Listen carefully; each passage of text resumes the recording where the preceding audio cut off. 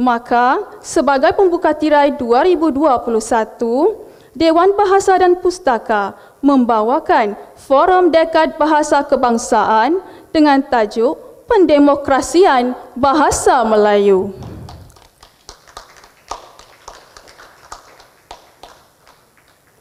Ahli panel yang akan mengupas isu ini terdiri daripada Sahibus Samaha Profesor Madya Datuk Arif Perkasa, Dr. Muhammad Asri bin Zainul Abidin dan juga yang berbahagia Puan Ainun binti Muhammad. Forum ini akan dikendalikan oleh moderator yang berusaha Dr. Hazami bin Jahari, Pengarah Jabatan Pengembangan Bahasa Sastra Dewan Bahasa dan Pustaka. Tanpa membuang masa, majlis menyerahkan teraju acara kepada Dr. Hazami Jahari untuk ke pentas bagi memulakan Forum Dekad Bahasa Kebangsaan dengan tajuk Pendemokrasian Bahasa Melayu. Dengan segala hormatnya, dipersilakan.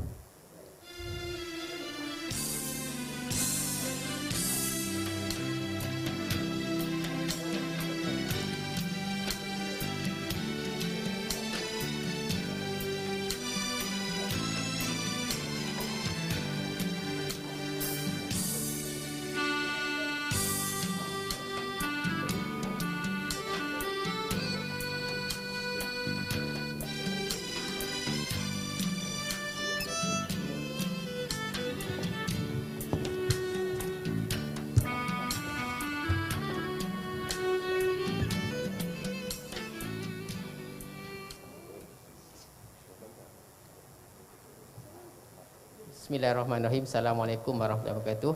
Dengan hormatnya dijemput moderator sebenar kita untuk hadir. Silakan. Ini lakonannya tadi.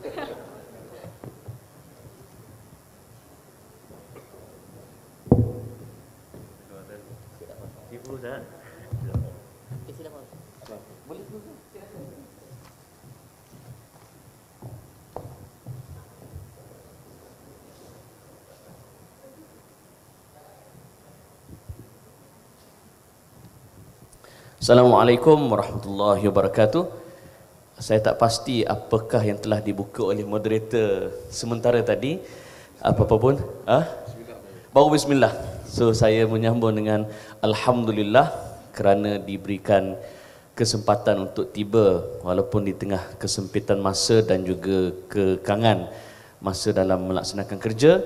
Dan bila saya mengemukakan tajuk tentang pendemokrasian bahasa, Dr. Mazhar dan juga Puan Ainun, sudah mula ada persoalan di kalangan netizen. Adakah selama ini bahasa Melayu berada dalam dunia autokratik? Dan apakah yang nak dituju dalam erti kata kerangka tajuk kita pendemokrasian bahasa? Jadi tuan-tuan dan puan-puan, itu antara persoalan-persoalan yang bakal kita kemukakan dan bakal kita bincang secara tuntas pada hari ini. Dan pada anda yang sedang menonton di Facebook Dewan Bahasa dan Pustaka Malaysia, mohon share di Facebook anda supaya ramai akan dapat merasai manfaat perbincangan kita, dan soalan daripada para penonton juga dialu-alukan. Saya nak mulakan dulu dengan Puan Ainun sebagai mukadimah Puan. Dr. Mazhar dulu. Ini yang saya risau bila panel dua-dua otai ni. Pandangan Dr. Mazhar dari segi asas dulu. Adakah selama ini bahasa kita berada dalam dunia autokratik? Maknanya hanya satu pihak sahaja yang memperjuangkan bahasa Melayu. Adakah tidak ada demokrasi bahasa selama ini dalam negara kita yang akibatnya bahasa Melayu masih lagi tidak dipandang tinggi oleh masyarakat kita? Dr. Mazhar. Assalamualaikum warahmatullahi wabarakatuh. Alhamdulillah, wassalatu wassalamu ala rasulillah wa ba'd. Tuan moderator yang dikasihi Puan Ainun yang sama-sama dalam lembaga pengelola, Datuk Abang dan semua pimpinan Dewan Bahasa, juga para penonton sekalian. Saya nak bergerak daripada satu titik yang boleh kita persetujui dahulu. Bahawasanya dalam penciptaan manusia ini, Allah telah menjadikan manusia ini berbangsa-bangsa, berpuak-puak, dan mereka mempunyai bahasa mereka sendiri. Maka ada orang, ada bahasa Arab, ada bahasa Parsi, ada bahasa Urdu, dan ada juga bahasa Melayu bagi orang Melayu. Agama tidak pernah datang bagi orang Islam. Pasal bahasa Melayu ni ada kaitan, kadang-kadang selalu kita kaitkan dengan agama juga. Agama tidak pernah datang supaya kita menghapuskan mana-mana bahasa. Bahkan agama datang supaya kita kenal mengenali antara satu sama lain. Sebab itu Allah kata, inna khalaqnakum min zakarin wa untha wa ja'alnakum syu'uban wa qabaila lita'arufu. Kami ciptakan kamu daripada lelaki dan wanita, dan kami jadikan kamu berbangsa-bangsa, berpuak-puak supaya kamu kenal mengenali. Saya masuk ke, apabila pergi ke UK, mengenali bahasa mereka. Masuk ke China, mengenali bahasa China. Masuk ke India, bahasa yang digunakan di sana. Apabila orang datang ke tanah Melayu, bahasanya Melayu. Bahasa itu menjadi identiti kepada sesuatu bangsa yang telah Tuhan jadikan berpuak-puak, berbangsa-bangsa ini. Jadi kalau orang tu rasa hanya agama hanya menyuruh kita bercakap bahasa Arab umpamanya, tak benar. Bahkan agama menyuruh kita kenal mengenali antara satu sama lain. Bahasa Arab sebagai bahasa penting untuk kita, di dalam pengkajian agama, memahami agama, tak dinafikan, tapi tidaklah berarti kita menghapuskan bahasa yang lain. Apabila kita sampai ke tanah Melayu dalam konteks kita, maka bahasanya ialah bahasa Melayu, itu bahasa tuan tanahnya. Orang-orang yang masuk ke sini, kerana negara ini telah mengisytiharkan bahasa Melayu ialah bahasa kebangsaan, maka bahasa Melayu ialah bahasa yang dipakai sebagai penghubung.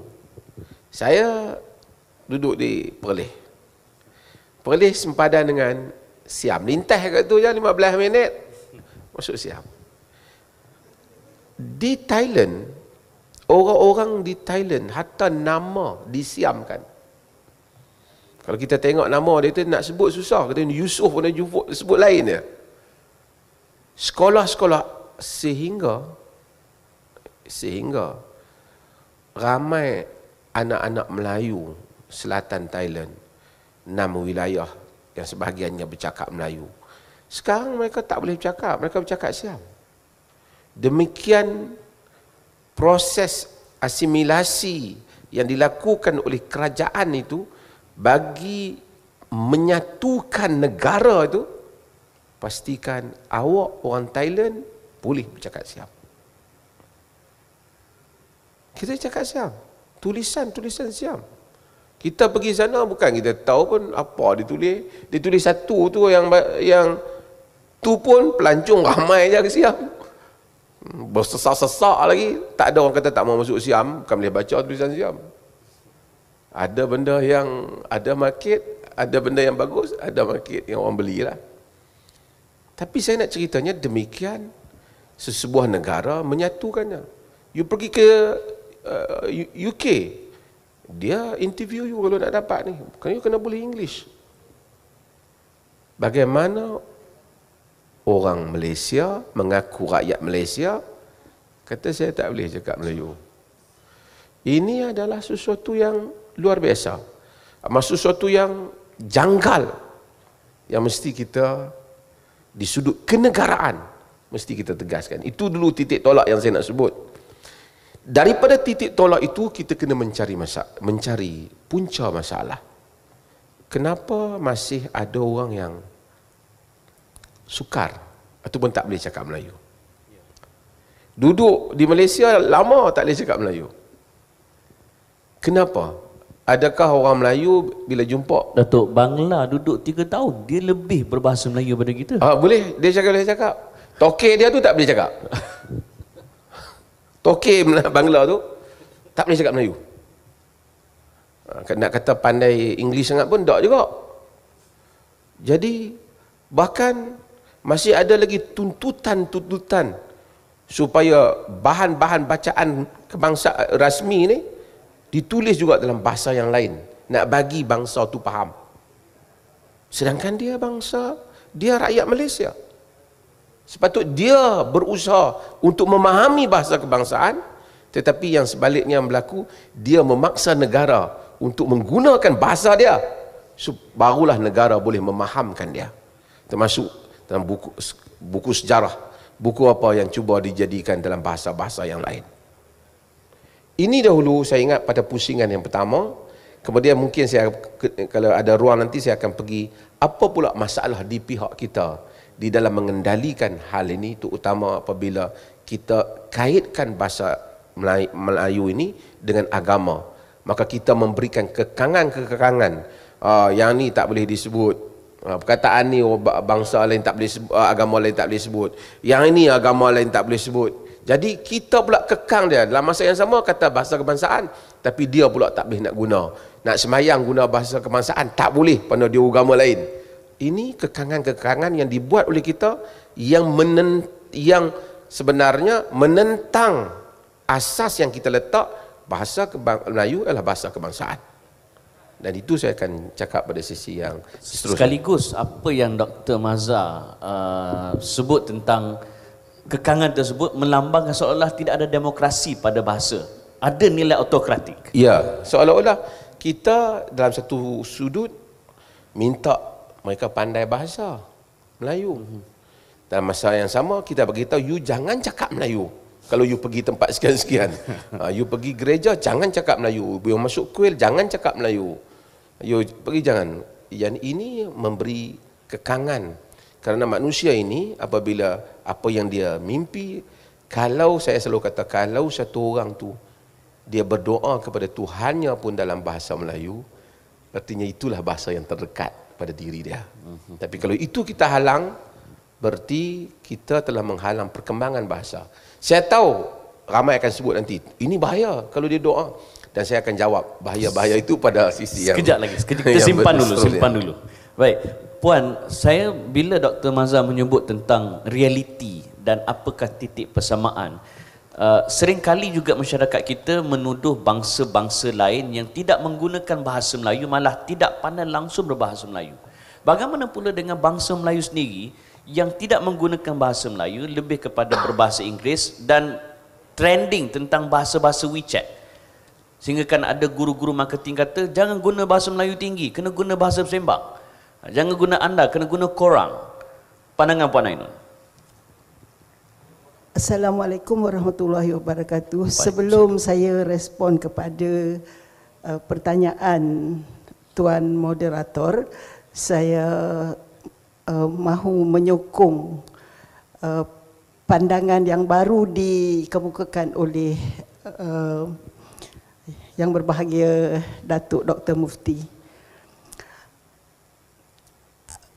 Bahasa itu ada yang demokratik ataupun feudalistik, ataupun yang tidak demokratik. Memang ada bahasa yang tidak demokratik. Sifat bahasa itu sendiri tidak demokratik. Sebagai contoh, bahasa Jawa. Bahasa Jawa ada 4 level. Dia sangat feudalistik. Jadi sebagai contoh, untuk bercakap dengan orang keraton, tak boleh gunakan sejenis bahasa. Untuk bercakap dengan orang agama ada sejenis bahasa. Untuk bercakap dengan bibi ada sejenis bahasa. Begitu. Dia tidak demokratik.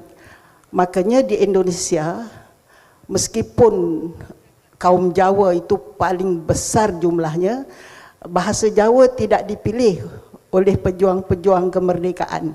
Kerana bahasa Jawa itu tidak sesuai, tidak demokratik. Maka dipilih bahasa Melayu yang sebenarnya adalah bahasa tuturan sekelompok kecil orang Melayu di Palembang. Dan sekarang bahasa Melayu itu sudah menjadi sangat demokratik di Indonesia. Di Malaysia pun ada ciri-ciri feudalistik. Jadi sebagai contoh, ada bahasa istana yang orang biasa tak boleh gunakan. Begitu. Dan sekarang ini ada pula feudalism keagamaan. Di mana ada setengah perkataan hanya boleh digunakan oleh orang Islam saja ataupun orang agama sahaja. Jadi kalau saya menggunakan bahasa-bahasa Arab, saya dilihat seperti orang yang tak layak sebab saya bukan ustazah sebagai contoh. Maka dianggap saya tak layak menggunakan bahasa-bahasa Arab itu. Ada semacam feudalism begitu. Jadi dalam isu ini saya merujuk kepada ada dua perkara. Satu bahasanya, satu kontennya. Satu bahasa, satu kontennya. Sekarang ini kita confuse antara dua. Bahasa dan konten itu dijadikan satu. Begitu. Tuan-tuan dan puan-puan, saya hendak merujuk pendemokrasian konten. Apabila dulu orang Arab menjajah Spanyol, berlaku nak tahu agama Islam mesti belajar bahasa Arab. Jadi konten bahasa Arab itu tidak didemokrasikan, tidak diterjemahkan ke dalam bahasa tempatan. 800 tahun Arab menjajah Spanyol, 800 tahun memberi ketenteraman, keamanan, pemerintahan yang adil, tetapi Al-Quran pun tidak diterjemahkan ke dalam bahasa Spanyol. Apa yang berlaku? Apa yang berlaku? Bahasa Spanyol tidak menjadi bahasa Islam. Dia kekal menjadi bahasa Roman Katolik sehingga sekarang. Berbeza dengan apa yang berlaku di India, di benua India dan di Asia Tenggara, di mana pendemokrasian konten Islam didemokrasikan, diterjemahkan ke dalam bahasa-bahasa tempatan India. Islam kekal sampai sekarang. Begitu juga di Turki, begitu juga di Iran, begitu juga di Nusantara. Jadi konten dalam bahasa Arab itu didemokrasikan ke dalam bahasa anak-anak tempatan, dan Islam berkembang dan maju sampai sekarang di Turki, di Iran, di India, Pakistan, Bangladesh, di Nusantara. Kontennya berkembang. Jadi hak untuk mendapatkan konten dalam bahasa ibunda itu hak asasi yang dijamin dalam Islam. Itu hak asasi. Jadi apabila kita menafikan hak belajar ilmu dalam bahasa sendiri, seperti dalam kes PPSMI, apa yang berlaku adalah autokrasi bahasa. Kamu tidak tahu bahasa Inggeris, kamu tak akan mendapat maklumat dalam bahasa Inggeris. Nanti akan berlaku, akan berlaku autokrasi bahasa. Dan ini menafikan hak asasi penutur bahasa. Jadi disebabkan kita tidak tahu bahasa Inggeris, maka kita tidak ada hak untuk maju dalam bahasa sendiri. Dan ini bertentangan dengan prinsip dalam Al-Quran. Allah tidak mendatangkan seseorang rasul kepada kaum itu, melainkan dalam lidah kaum itu. Jadi isu bahasa ini adalah isu hak asasi manusia yang dijamin dalam Islam. Dan ini bukan isu kecil, ini isu yang sangat besar. Hak asasi itu dijamin dalam Al-Quran, dijamin oleh Allah. Jadi tuan-tuan dan puan-puan, kita lihat mana-mana bangsa yang menghormati hak asasi itu untuk maju menggunakan bahasa sendiri, bangsa-bangsa itu semua maju, semua kaya. Korea pada tahun 60-an lebih miskin daripada Malaysia. Pada tahun 60-an. Pada tahun 80-an pun Thailand lebih miskin daripada Malaysia. Tetapi kita boleh lihat sekarang ekonomi Korea, ekonomi Taiwan, ekonomi Thailand, ekonomi mereka lebih dinamik daripada ekonomi kita. Jadi isu korang-korang dan sebagainya ni, isu ini bukan isu besar pun. Dia bukan melibatkan isu pendemokrasian konten dan pembangunan bahasa sebagai suatu jaminan hak untuk maju di dalam bahasa ibundanya. Ini ada orang, Datuk, mengatakan rugi kalau kita tak tahu bahasa asing. Tetapi Nabi Muhammad itu seorang monolingual. Nabi Muhammad kita itu seorang monolingual, hanya tahu satu bahasa.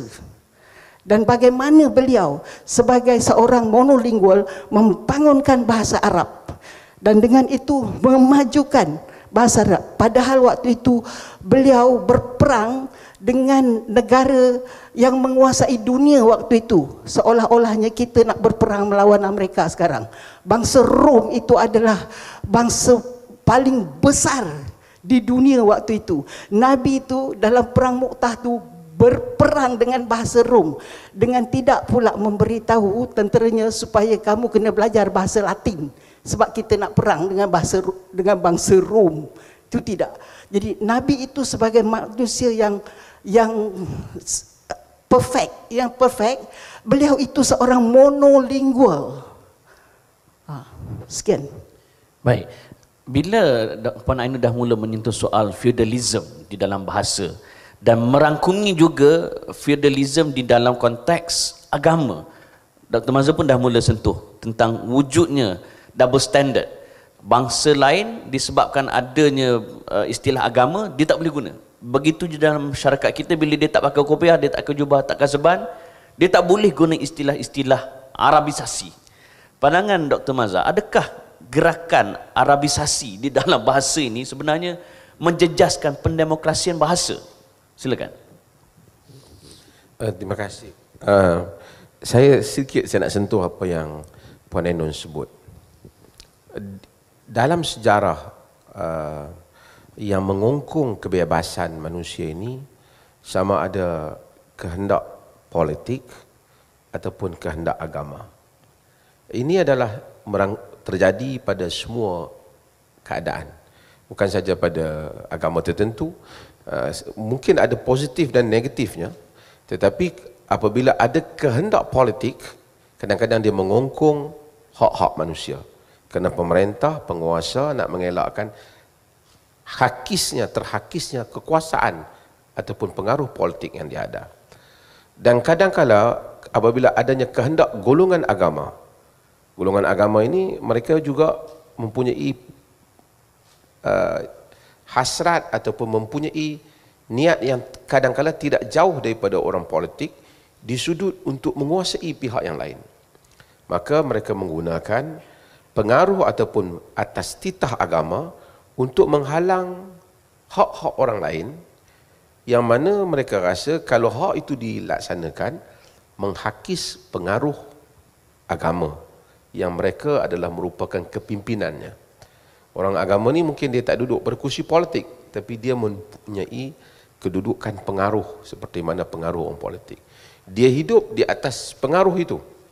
Untuk beragama cerita lain, seorang-seorang boleh beragama, tapi untuk hidup dalam kerangka feudal agama itu.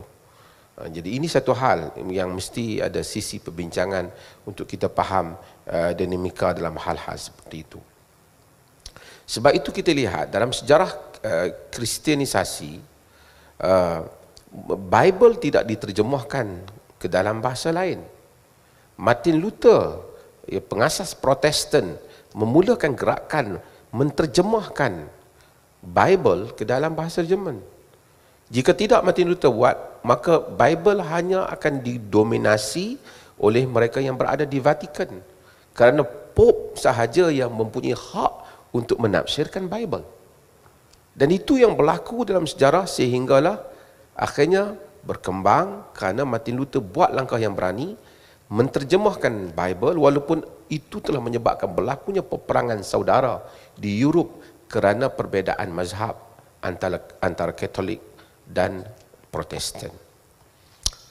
Ini kenapa? Tapi kematian berlaku, agama mereka survive kerana ramai orang, mungkin kebanyakan sehingga hari ini orang quote Bible dalam bahasa Inggeris. Sebenarnya Bible bukan bahasa Inggeris. Tapi tak apa. Agama Islam apabila dia datang, tujuan utama ialah memahamkan orang kehendak Tuhan. Untuk memahamkan lebih dalam kehendak Tuhan, itu betul di dalam bahasa Arab, mesti faham bahasa Arab. Tapi ada asas-asas untuk manusia beragama. Semua orang kena beragama. Maksud orang boleh cakap Arab, tak boleh cakap Arab, kena terima Islam. Jadi maka Islam datang, ulama-ulama berijtihad, walaupun awal fiqh ulama dulu khutbah mesti dalam bahasa Arab. Dalam sebahagian kita masih tengok di China ada apa yang masih terikat dengan pandangan dalam Hanafi, khutbah semua dalam bahasa Arab. Sebelum khutbah dia terpaksa buat ceramah pendek dalam bahasa dia.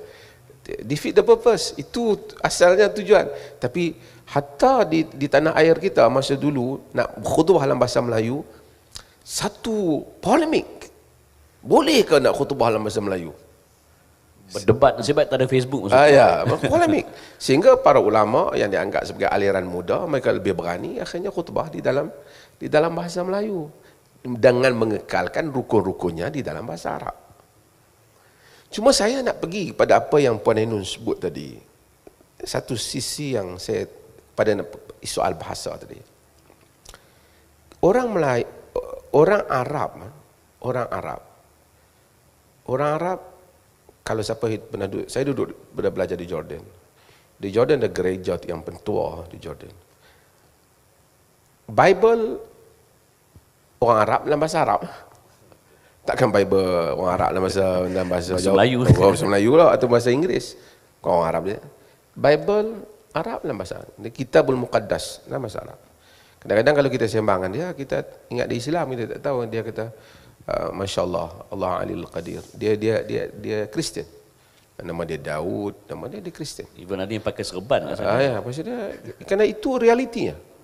Realiti kerana bahasa bukan milik orang Islam saja. Arab itu bahasa Quran, tapi dia tidak menjadi milik orang Islam saja, telah digunakan juga oleh orang Kristian, telah digunakan juga oleh orang Yahudi. Orang Melayu ada satu kelebihan yang saya nak sebut kerana saya nak pergi pada poin yang berikutnya. Saya baru ni pergi Melaka. Saya duduk lama di museum. Saya cuba renung kekuatan, keajaiban juga orang Melayu ni. Ini kredit yang besar. 1511 Portugis menyerang Melaka. Hampir 100 tahun lebih kurang Portugis duduk menjadi penjajah. Kemudian kita ada Belanda masuk 100 tahun lebih. Kemudian kita ada British. Kesemua mereka ini Kristian. Kita ada gereja, kita ada bangunan mereka. Kita ada sekolah-sekolah Kristian. Kita ada Saint John, kita ada convent, kita ada macam-macam. Saint Mary.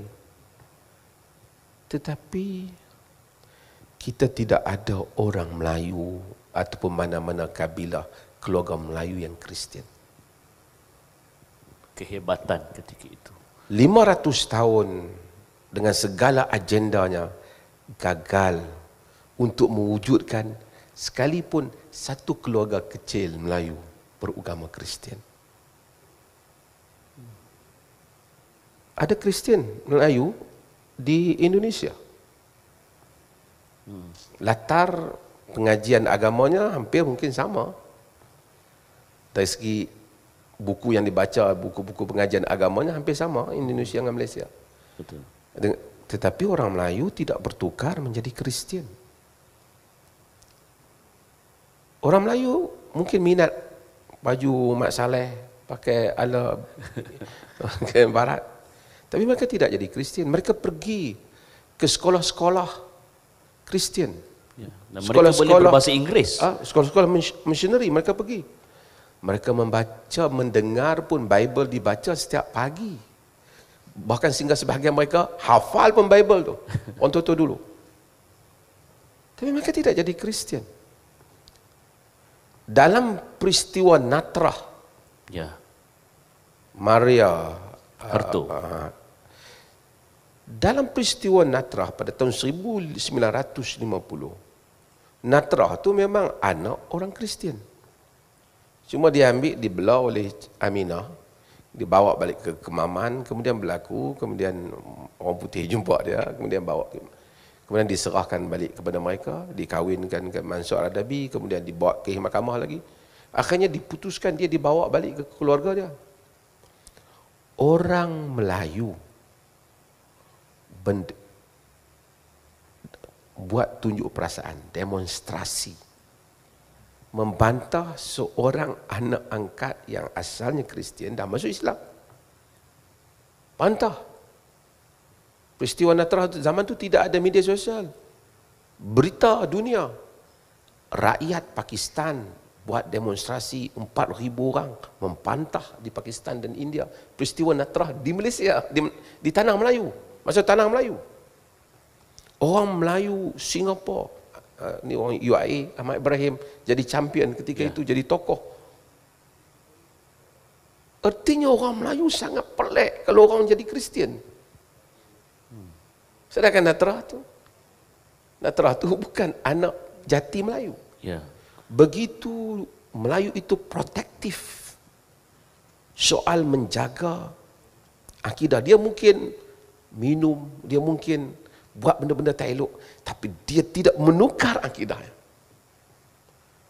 Kita seolah-olah hal itu satu rahmat Tuhan yang terjamin untuk orang Melayu ini. Tak ada kita kata ada family di kampung sekian-sekian tu, memang family dia apa tu dah berpuluh tahun daripada dulu Kristian. Tak ada. Tidak demikian. Mungkin dia kahwin campur, tapi dia asalnya bapa dia Kristian lah, bukan dia kahwin campur. Itu tidak ada dalam bentuk itu. Bila Islam berkembang, dulu orang pergi ke sekolah, bagi pun sekolah konvent, pergilah sekolah St. John ke apa, dia tetap keluar. Mungkin dia ala barat sikit, pergi belajar di UK, di England, balik datang, start England, minum. Tapi at the end, dalam hidup dia, tetap sentiasa dia kata, saya Muslim. I'm Muslim. Dia cakap, bahkan kadang-kadang bila umur meningkat, hubungan dia dengan agama lebih dekat. Ini realiti yang berlaku dalam persekitaran kita. Balik kepada soal bahasa. Bila timbul soal macam mana kalau orang di Sabah dan Sarawak isu ni tak berlaku. Pasal mereka ada demografi yang berbeza. Tempat kita golongan agama jadi begitu ofensif dalam semua keadaan, begitu ketakutan. Saya bukan menyokong Bible dalam bahasa Melayu ke apa. Dengar Bible nak diterjemahkan dalam bahasa Melayu bagaikan satu malapetaka perang yang menakutkan. Sebab apa? Bible dalam bahasa Melayu. Kenapa takut? Nanti anak-anak kita mampu baca Bible, nanti dia akan masuk Kristian. Berapa puluh lama baca tak masuk Kristian. Orang tua-tua bapak mereka dulu, Tok Wan mereka baca tak masuk Kristian. Hafal lagi tak masuk Kristian. Bahkan Bible tu kalau dia tak baca bahasa Melayu pun, bahasa Inggeris, anak-anak kita sekarang ni lebih pandai bahasa Inggeris daripada bahasa Melayu. Tak masuk Kristian. Tapi ketakutan yang diletakkan ini, sehingga seolah-olah lemah benarlah akidah orang Islam ni, hanya dengan sekali dengar ayat dalam Bible, terus jadi Kristian. Daripada kecil baca Quran pun kadang-kadang tidaklah sebegitu kuat. Tapi demikian kita gambarkan lemahnya akidah orang Melayu itu. Sehingga mereka tidak ada jati diri untuk hanya dengan membaca rangkap Bible dalam bahasa Melayu terus nak menjadi Kristian. Itu soal ketakutan yang sebahagian golongan agama campakkan. Tapi hasilnya apa? Kalau orang lain sama ada Kristian ataupun agama-agama lain, oleh kerana mereka tidak mampu, tidak dibenarkan untuk menggunakan bahasa Melayu di dalam upacara agama mereka, akhirnya mereka terpaksa menguatkan bahasa yang lain. Kerana macam mana pun kita bercakap dengan kawan kita dalam bahasa Inggeris ke apa, tapi apabila kita nak berdoa pada Tuhan, kita memilih bahasa yang terdekat dengan diri kita, yang lebih dalam untuk kita, Pak. Mungkin bagi orang yang belajar Arab ni, dia tahu kalimat-kalimat Arab itu lebih dalam maknanya, dia berdoa dalam bahasa Arab ataupun dia berdoa dalam bahasa yang terdekat dengan dia. Tapi kalau kita halang orang berdoa dalam bahasa Melayu kerana dia agama lain, berarti kita menghalang bahasa itu untuk dekat di hatinya. Dalam masa yang sama kita marah kerana mereka tidak menguasai bahasa Melayu. Dalam masa yang sama kita pula tak membenarkan mereka menggunakan bahasa itu. Di situ kita menafikan tadi pendemokrasian bahasa itu. Apa masalahnya jika orang Buddha itu bukunya dalam bahasa Melayu dan dia berdoa dalam bahasa Melayu? Adakah kerana dia berdoa di kuilnya ataupun dia orang Hindu berdoa di kuilnya, Kristian berdoa di gerejanya, anak kita yang Islam di rumah bertukar agama? Di mana logiknya itu? Anak kita sekarang macam-macam bahasa dia boleh baca. Apa bahasa Korea lagi sekarang? Ya, Korea, kerana minat Korea apa bahasa Korea. Tidaklah pula dia menjadi agama seperti minat bahasa Jepun, tak pula dia menjadi Shinto. Kita sentiasa ketakutan. Golongan ini meletakkan ketakutan mereka itu kepada masyarakat. Hasilnya bahasa tidak berkembang. Hasilnya bahasa tidak berkembang. Saya bukan nak menggalakkan masalah Bible. Ini kadang-kadang kita menyukarkan hal itu. Seolah-olah kita jadikan perjuangan agama sehingga sebagian orang bukan Islam kata, kenapa Islam tak benarkan bahasa Melayu dicakap di gereja? Saya kata, tak adalah Islam tak benarkan. Islam tak benarkan bahasa Arab dicakap, bukan bahasa Melayu, bukan bahasa Quran. Bahasa Arab dicakap, digunakan di gereja Arab. Tak ada satu negara Arab yang larang bahasa Arab digunakan di gereja-gereja mereka. Orang Kristian banyak di negara Arab. Ini kadang-kala Dewan Bahasa mungkin kena berfikir langkah ke depan. Bukan soal kita, apa ketakutan yang mereka takut itu. 500 tahun lamanya orang Melayu tidak bertukar agama. Ketika tidak ada kerajaan Melayu, ketika mereka menjadi kerajaan, mereka menjadi penjajah, ketika mereka boleh paksa, boleh merampas tanah, sehingga orang Melayu dalam bahasa macam Belanda minta tanah, pun orang Melayu tak mengikut agama orang Belanda. Tiba-tiba dalam era yang dikatakan kuat agama ini, ketakutan-ketakutan ini dicampakkan ke dalam diri sebahagian orang kita. Saya rasa hal ini mesti dibetulkan. Itu maksud saya. Terima kasih. Baik, jazakallah Dr. Mazhar di atas jawapan tuntas yang mendapat respon positif dari penonton di Facebook. Dan ada penonton di Facebook Puan Ainun, dia bertanya dan pendapat selain pada soalan, iaitu Cik Puan Azhar Abdul Rahman. Saya rasa Puan Ainun kenal. Bahasa bukan sahaja perlu dijaga dalam pertuturan, malah dalam penulisan, termasuklah di media sosial. Penggunaan huruf besar pada permulaan ayat, noktah di penghujung ayat, tanda baca, ejaan tepat, kata sendi dan sebagainya. Juga bahasa Melayu bukan hanya perlu menjaga tata bahasa Melayu, malah lebih perlu menjaga tata bahasa, yakni adab dalam perbahasa. Puan Ainun, respon tentang pandangan ini, silakan. Isu tata bahasa, tanda bacaan, ini adalah isu-isu mechanical. Ya. Kita ada isu yang lebih besar sekarang. Ya. Apabila cara kita berfikir ini menggunakan mindset loser mindset. Saya rujuk kata-kata yang berbahagia Datuk Dr. Mazhar. Orang yang telah dicampakkan ketakutan ke dalam kalbunya. Jadi kalbu yang takut itu, dia naik ke otaknya. Jadi dia berfikir dan bercakap sebagai orang yang helpless Dalam psikologi itu ada apa yang disebut helplessness, keserbertakberdayaan. Dia berasa takut. Dia takut. Victim mentality, Puan Ainun. Loser mentality. Dia takut berdepan dengan dunia sebenar. Lalu dia menyorok. Dia nak jaga supaya orang lain jangan masuk. Tak boleh itu, tak boleh ini dan sebagainya. Jadi ini adalah loser mindset, bukan winner mindset. Jiwa pekalah ini, bukan jiwa pemenang.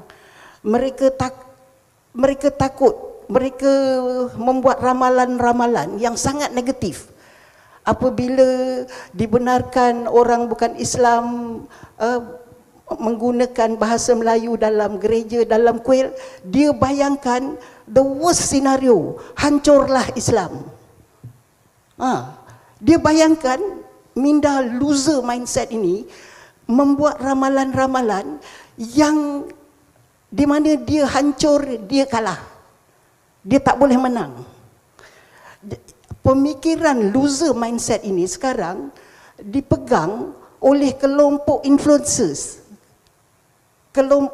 kelompok yang mentadbir bahasa, kelompok yang mentadbir agama. Mindset itu. Dan ini diindoktrinasikan dalam ceramah-ceramah, dalam forum-forum. Loser thinking ini, pemikiran pekalah ini. Bahawa Islam akan hancur, Islam akan kalah, kita akan musnah apabila bahasa Melayu didemokrasikan. Jadi ini sangat bahaya. Kerana mereka ini golongan yang mengurus bahasa, yang mengurus agama. Dan mereka itu ada mindset orang yang kalah. Jadi kita mesti ada mindset orang yang menang. Kita boleh menang, kita boleh mengatasi. Isu pendidikan agama isu lain. Isu pendemokrasian bahasa isu lain. Isu lain.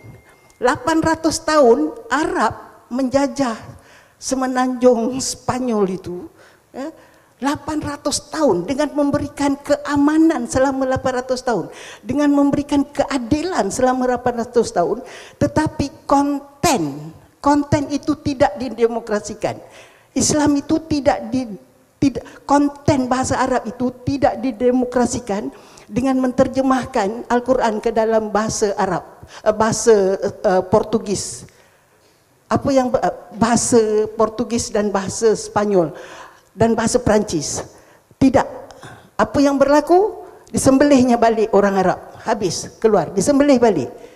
Mereka hanya dapat mengislamkan seorang sahaja, Ibn Rushd. Mana keturunan Ibn Rushd? Apabila konten bahasa tidak didemokrasikan, itulah yang akan berlaku. Balik kepada apa yang berlaku kepada orang Melayu. Konten bahasa Arab itu didemokrasikan, semuanya diterjemahkan. Kita boleh baca balik kitab-kitab Arab lama, semua diterjemahkan ke dalam bahasa Melayu. Datanglah Belanda, datanglah Portugis, datanglah Inggeris. Agama Islam sudah didemokrasikan. Orang Melayu nak jadi Islam, nak mati dalam Islam, tak tahu bahasa Arab pun boleh. Dia boleh hidup sebagai orang Islam, mati dalam Islam. Boleh. Dengan tak tahu bahasa Arab langsung. Hanya tahu untuk tujuan sembahyang dan baca niat puasa dan niat sembahyang dan niat wuduk.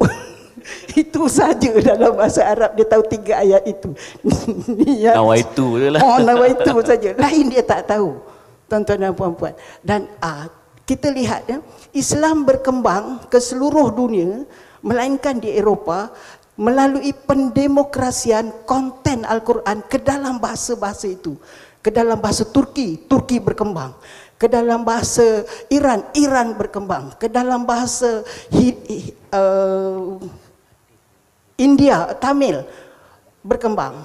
Ke dalam bahasa Melayu berkembang. Jadi kita perlu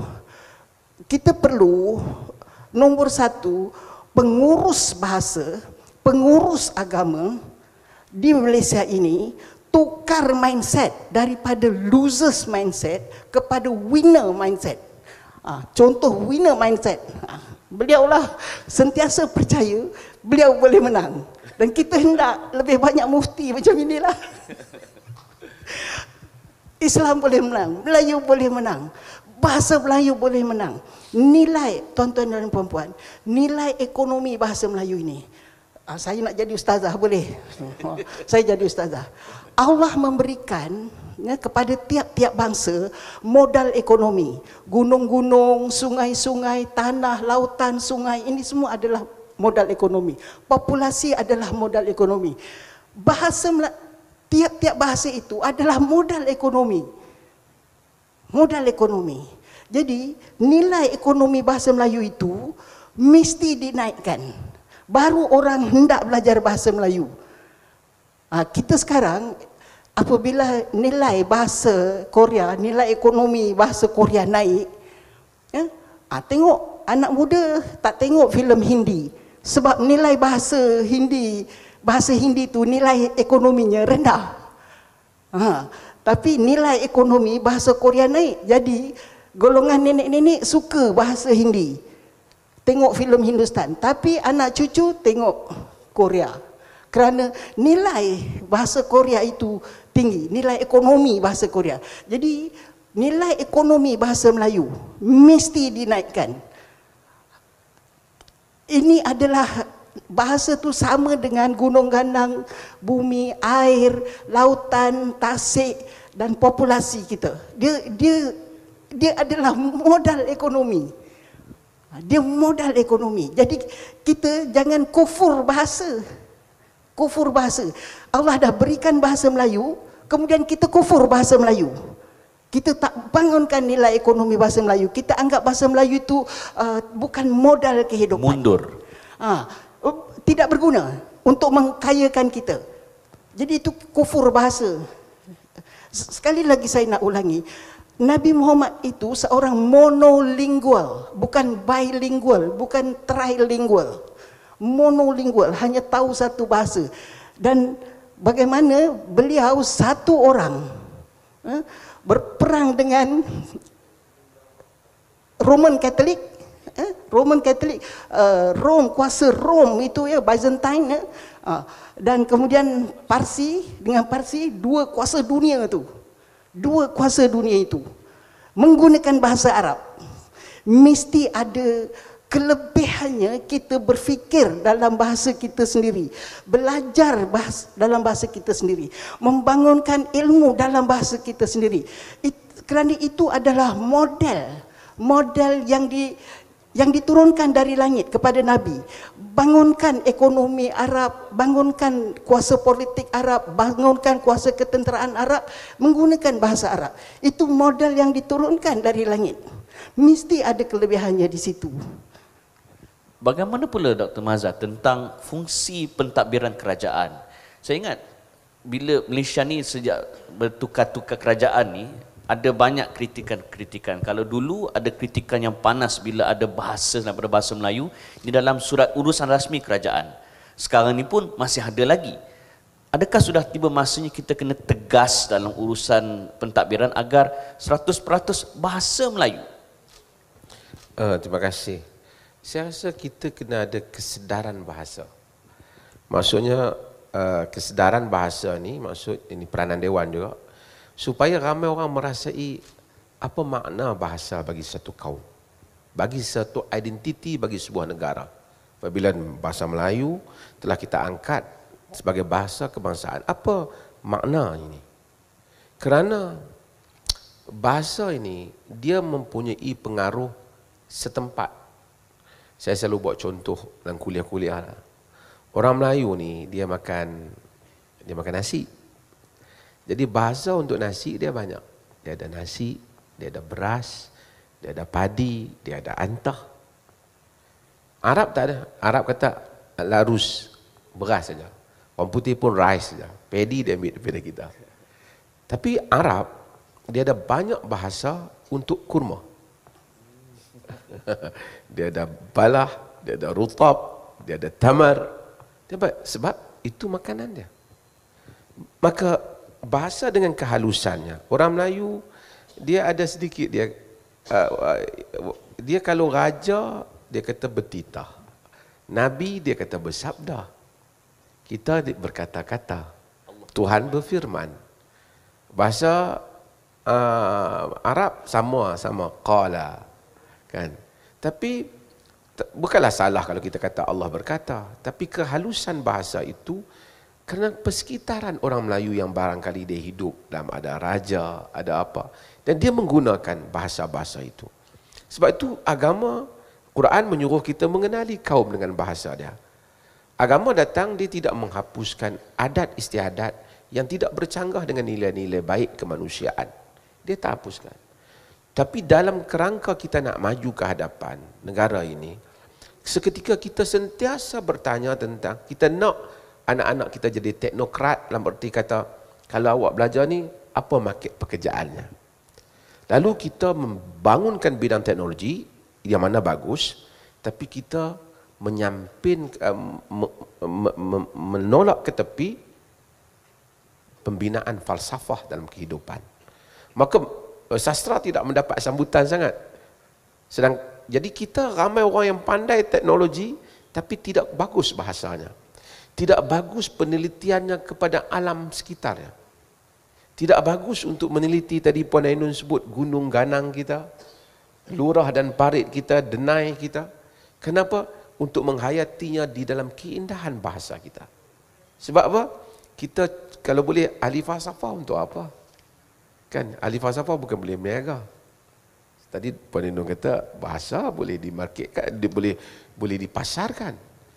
Tapi kita seketika ahli politik kita pun mungkin mereka pun latar belakang mereka tak ada nilai itu. Sedangkan kita lihat di negara-negara yang sebahagiannya kita berkiblat padanya, di negara barat, mereka membangunkan teknologi yang serba canggih, tapi pengajian falsafah kuat. Hatta di Oxford, hatta di Cambridge, pengajian falsafah masih kuat. Tokoh-tokoh falsafah diangkat, nama-nama mereka disebut. Tapi kita sudah tak ramai lagi kata-kata sastrawan kita yang dipetik. Kerana kita merasai untuk maju ke hadapan itu ialah dengan keupayaan mempamerkan kekayaan. Bukan salah, tapi itu saja. Bukan keupayaan mempamerkan ketinggian nilai budi, kekukuhan identiti. Maka kita, pemimpin kita, kadang-kadang orang pun rakyat membising pasal pesurat macam ni. Dia pun kita akan buat siasatan. Dia habis. Dia tidak lahir daripada hati nurani orang-orang yang hidup, yang menghayati falsafah negaranya sendiri. Sebab itu kita ada, ini masalah kepada bangsa kita juga, negara kita. Apabila ramai orang yang berduit menjadi ahli politik, bukan ramai orang yang pintar dan bijak menjadi pemimpin kita.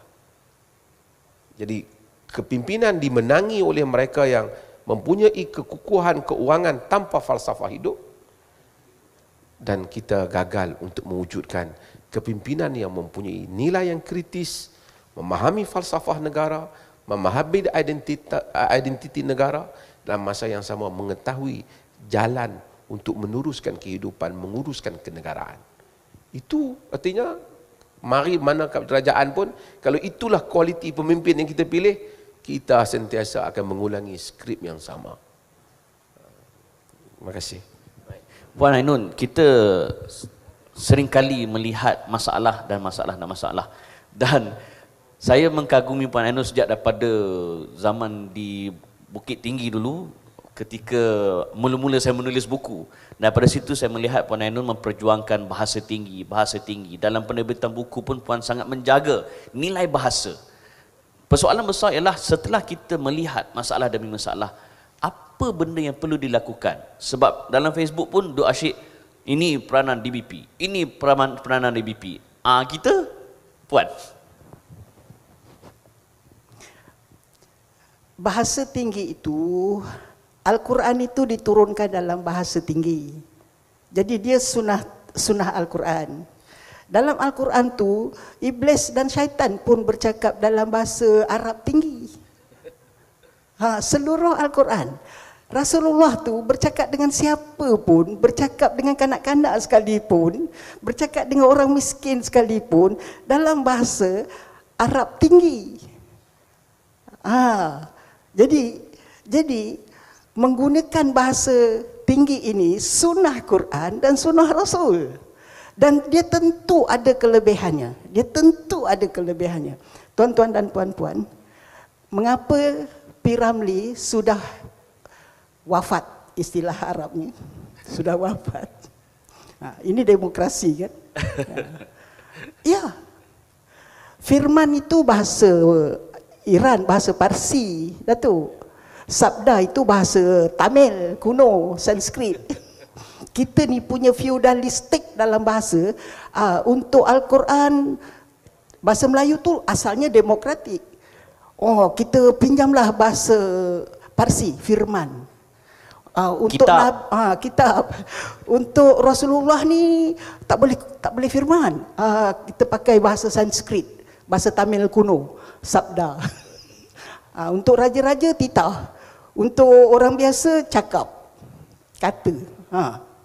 Feudalism dalam bahasa ini kuat kerana kita masyarakat feudalistik. Gitu. Jadi nilai-nilai feudal itu masih ada. Baik, balik kepada tuan-tuan tengok P. Ramlee. Kenapa filem P. Ramlee yang di Jalan Ampas sampai sekarang masih laku, masih dijual, masih diminati? P. Ramlee bercakap bahasa Melayu tinggi. Tetapi filem P. Ramlee selepas beliau pindah ke Studio Merdeka Ulu Klang, mula menggunakan bahasa Melayu rendah. Mati semua. Yang di Jalan Ampas itu, yang hitam putih itu, masih hidup sampai sekarang, masih difahami. Kerana ia dalam bahasa Melayu tinggi. Hamka, beliau sudah wafat hampir 40 tahun. Tetapi karya-karya Hamka masih dibaca. Tafsirnya masih dibaca. Tenggelamnya kapal Van der Wijk masih dibaca. Merantau ke Delhi masih dibaca kerana beliau menggunakan bahasa Melayu tinggi. Filem-filem, siri drama, senario sangat mengetop waktu itu. Pimai Tang tu mengetop waktu itu, mengetop-ngetop, mati, tak laku lagi, orang tak nak tengok. Mengapa? Dalam bahasa Melayu rendah. Jadi supaya karya kita itu walaupun kita sudah wafat, karya kita masih hidup lagi, brand kita tu, brand P. Ramlee itu masih hidup lagi. Kita ikut sunnah Quran, sunnah Rasul. Berkarya dalam bahasa Arab tinggi, berkarya dalam bahasa Melayu tinggi. Nabi itu bukan saja-saja bercakap dalam bahasa Arab tinggi, itu tidak. Itu semua dibisikkan. Itu semua diwahyukan. Jadi sesuatu yang dirancang di langit dan diturunkan ke bumi, dia tentu perfect. Baik. Dan sebagai rumusan, Dr. Mazhar, apakah susulan yang perlu dibuat? Apakah yang kita boleh simpulkan? Masa sekarang ni demokrasi ke, feudal ke, autokratik ke? Macam mana ni? Ya, terima kasih. Bahasa ni dengan lidah pertuturan itu dia melunakkan perasaan. Banyak kata, saya selalu lagu-lagu yang ditulis pada orang zaman dahulu dengan kata-kata yang teratur, lirik-lirik yang ditulis oleh penulis seperti Hafsah Hassan dan seumpamanya, yang memilih kata-kata yang indah. Dia sentiasa panjang usianya, sedap untuk kita dengar. Mungkin boleh juga disampaikan di dalam ayat yang lain, tapi susun atur ayat mempengaruhi kesan di dalam jiwa manusia. Demikian peranan bahasa. Sebab itu apabila kita berucap, kita mencari kata-kata yang baik dengan susunan ayat yang indah. Orang yang mempunyai bahasa yang indah di dalam penyampaiannya, macam Puan Ainun sebut tadi, akan kekal dicatatkan oleh sejarah walaupun dia bercakap 3-5 seribu tahun yang lepas. Ini tadi bahasa budak-budak WeChat ni. Mungkin kawan dia boleh gelak, dia boleh share sampai 1000 orang, tapi dia akan berakhir selepas daripada itu. Jadi untuk itu kita mesti, ini Dewan Bahasa jugalah kan, saya tak tahulah, kita kalau nak masuk kerja kerajaan ni, dia ada kursus induksi. Nah, jadi orang politik ni saya rasa kena ada induksi bahasa, kena datang ke Dewan semua selepas dipilih menjadi ahli parlimen. Sudah tiba masa. Sudah tiba masa supaya mengetahui bahasa yang bagus, pemilihan kata yang benar untuk mereka bercakap, kerana mereka akan ditonton oleh ramai dan akan ditiru oleh rakyat. Sebab itu bahasa-bahasa yang baik ini, saya ingat, ini antara langkah yang mesti kita buat. Kemudian kita kena buang semua dinding-dinding penghalang untuk membolehkan bahasa Melayu ini digunakan oleh semua pihak. Dia mesti boleh digunakan oleh anak yang kecil dengan didikan yang elok, dengan bahasa yang elok. Ia mesti boleh digunakan untuk orang mengajar di masjid. Demikian juga digunakan di gereja, demikian juga digunakan di kuil, demikian juga digunakan di mana-mana. Melainkan jika digunakan, itu disalahgunakan. Nabi Muhammad digunakan dalam konteks yang salah, di dalam gereja itu ceritanya lain. Bukan ceritanya bahasa, ceritanya konten yang salah. Sekarang ni konten yang salah, dihalangnya bahasa. Patutnya dihalang konten yang salah lah, bukan dihalang bahasa. Siapa yang mampu nak menghalang kalau satu orang bukan Melayu tapi yang berbahasa Melayunya begitu baik untuk duduk bersendirian dan berdoa kepada Tuhannya di dalam bahasa Melayu? Takkan nak mengambil tindakan kepadanya. Kita buat satu kerja yang kita tidak fikir, dan orang lain jika merenungnya akan melihat ketidakcerdikan kita itu. Maka sebab itu saya rasa kesedaran bahasa ni, peranan Dewan mungkin dalam keadaan pendemokrasian hak yang makin dituntut dalam negara ini, semua orang bercakap tentang hak mereka, Dewan mungkin boleh melangkah lebih berani untuk menuntut ahli-ahli politik menghadiri khusus induksi bahasa di Dewan sebelum bersidang di Parlimen, supaya tidak menyalahgunakan bahasa ataupun tahu bagaimana adab dan kata tinggi dalam bahasa Melayu yang merupakan bahasa kebangsaan kita. Terima kasih. Satu proposal yang saya kira rare, lain pada yang lain. Pertama, sudah tiba masanya untuk diadakan induksi pada ahli politik agar memberi contoh baik pada rakyat. Dan yang kedua, kita kena bezakan di antara bahasa dan konten ataupun kandungan. Puan Ainun, dalam konteks yang lebih besar, bisnes biasanya, bila sebut pasal demokrasi, kata Abraham Lincoln, from the people, by the people, for the people. Maka digunakan bahasa mengikut people, maka digunakan bahasa yang rojak, bahasa yang macam-macam, termasuk bahasa WeChat, yang akhirnya bahasa Melayu tinggi. Kalau bahasa budak sekarang, krik-krik. Puan Ainun, rumusan kita, tindakan kita selepas ini. Bahasa kembali kepada pemilik bahasa.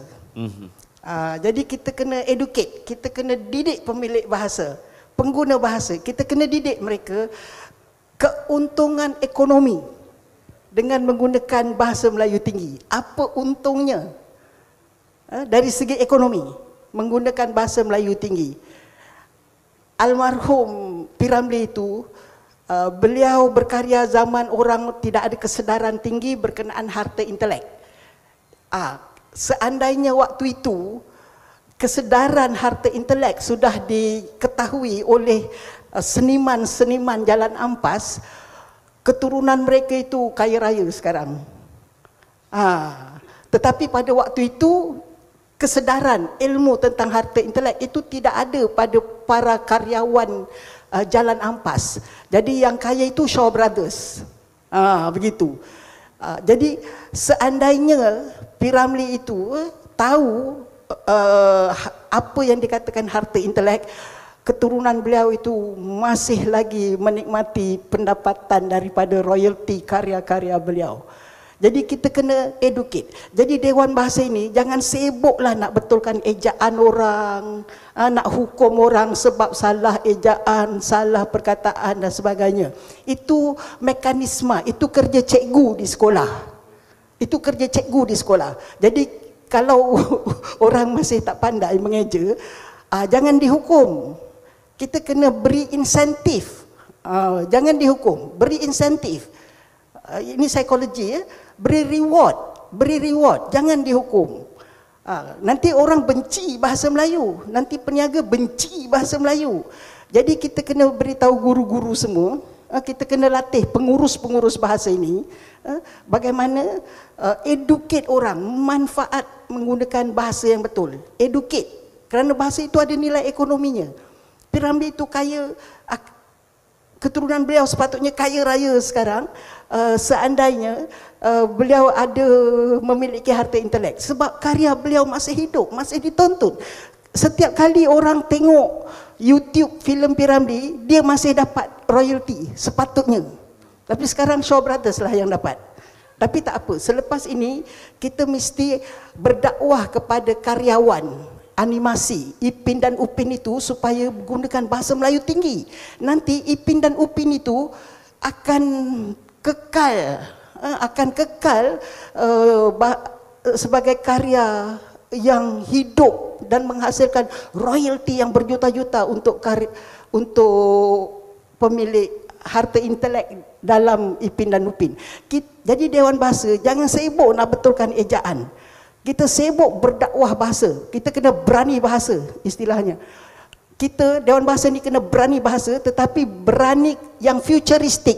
Bukan tengok apa yang ada sekarang, tapi bangunkan future value of Malay language. Cakap orang putih pula. Nilai ekonomi bahasa Melayu pada masa depan. Itu perjuangan kita sekarang.